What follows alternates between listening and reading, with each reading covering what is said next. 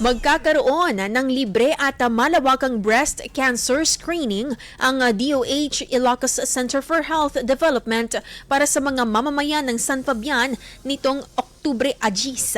Imbitado ang mga kababaihan na sa edad 30 hanggang 65 na taon sa gaganapin na programa at bukas lamang sa unang 300 na benepisyaryong makikilahok. Bukod sa breast cancer assessment, kasama rin sa programa ang cervical cancer screening at non-communicable risk assessment. Noong Pebrero, inanunsyo ni Francisco de Vera Jr., Regional Program Manager ng National Integrated Cancer Control Program, kung gaano kaimportante ang maagang pagtuklas sa sakit upang maagapan ng maaga. Samantala, magpapatuloy naman ang programa hanggang Oktubre nitong taon.